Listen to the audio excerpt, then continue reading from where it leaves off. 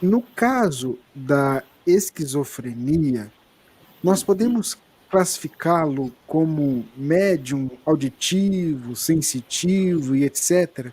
O espiritismo pode ajudar nesta situação? E a apometria neste caso, como seria? Bom, primeiro ponto. É muito comum as pessoas aproximarem a ideia da esquizofrenia com a ideia da mediunidade. Isso é plenamente possível, né? A própria psiquiatria traz um transtorno, além da esquizofrenia, o transtorno das personalidades múltiplas. Então, existe a esquizofrenia e existe transtorno de personalidade múltipla. O transtorno da esquizofrenia tem várias expressões. Andarilhos têm características esquizofrênicas, porque a mente não processa o afeto, então ele vai embora, não sente saudade de ninguém. Esquizofrenia também pode ser fenômenos no qual o indivíduo ele simplesmente não vê limite nas suas ações, então ele quando fica com raiva ele agride, ele bate, ele quebra, ele se transforma em pessoa agressiva.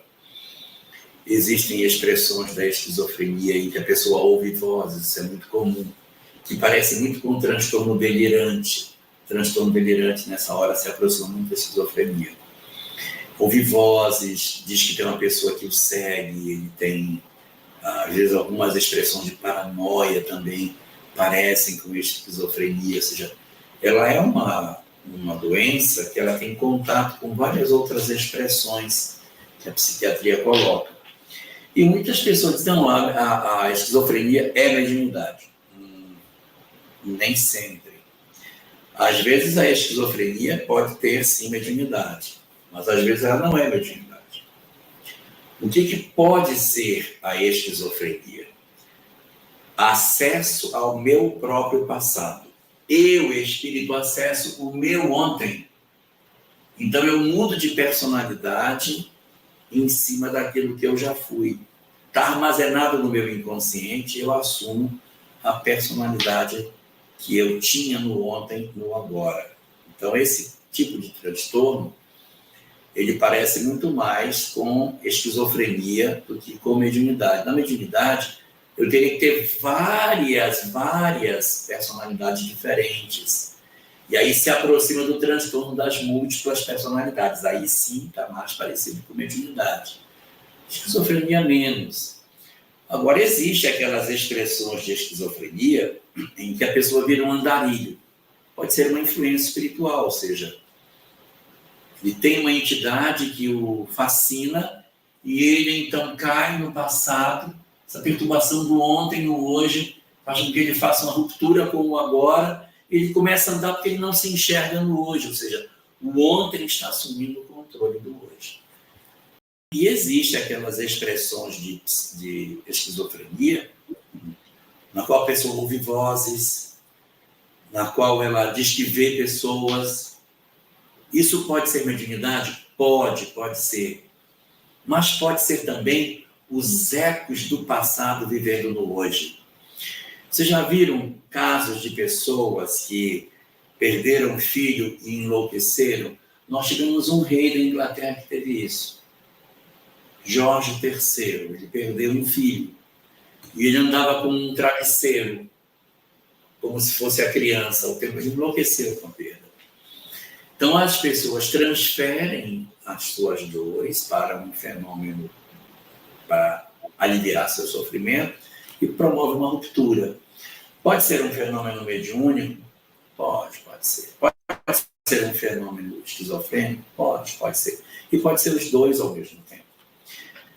O fenômeno mediúnico, ele é um fenômeno no qual uma pessoa é normal e ela tem, na medida em que a influência espiritual se exerce, ela altera a sua percepção de mundo, ela altera o seu comportamento, mas ela sai desse surto e leva uma vida com razoável equilíbrio. Isso é médium. Mas se eu não saio do surto, eu vivo o tempo todo na esfera do fantástico, do esquisito, do imaginário, Então, a gente já começa a pensar que a gente esteja vivendo, sim, um quadro mais típico da esquizofrenia em si. Porque a mediunidade, ela não é um fenômeno constante. Esse episódio vai e esse episódio faz. A menos que a gente esteja num quadro obsessivo, em que a entidade dominou completamente a nossa mente, num caso de subjugação, em que a pessoa tem um comportamento quase que constante, fora da realidade, como aparece no livro Recordação da Mediunidade, caso de um padre, que no passado havia sido um dono de um engenho que cortou a mão de um escravo, e o escravo reaparecia para ele, ele ficava desesperado e enlouqueceu, procurando as pedras de ouro, as mesmas pedras que fez ele matar o escravo, o homem.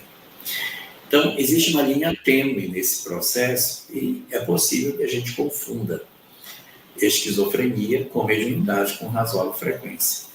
Com relação à apometria, essa técnica, embora ela seja praticada numa série de casas espíritas, ela acaba não tendo fogo daquilo que a doutrina espírita nos apresenta como boa técnica para a mediunidade.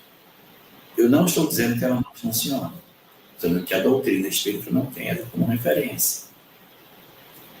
Massagem ayurvédica, reiki, cromoterapia, cristalterapia, são terapias alternativas que existem. Eu não estou dizendo que elas não sejam úteis, mas elas não fazem parte do elenco das técnicas utilizadas pela doutrina espírita. Ou seja, nós trabalhamos apenas com fluidos, nenhum objeto. E a prática da mediunidade, que a doutrina espírita nos apresenta, ela não contempla as estratégias idealizadas dentro da apometria. Se uma casa deseja utilizar, ela pode usar. E ninguém precisa ser espírita para usar a mediunidade. Se lhe incomoda, troca o nome, coloca centro holístico fulano de tal, centro espiritualista fulano de tal, que aí você faz o que você quiser, você coloca cristal, você coloca reiki, você coloca massagem ayurvédica, você coloca cone chinês, você põe biodança, você coloca eneagrama, você faz o que você quiser lá dentro, banho de argila, você faz o que quiser. Isso não está dentro da doutrina espírita, ninguém é obrigado. Agora, sim, a doutrina espírita ela não tem esse tipo de técnica no trabalho mediúnico.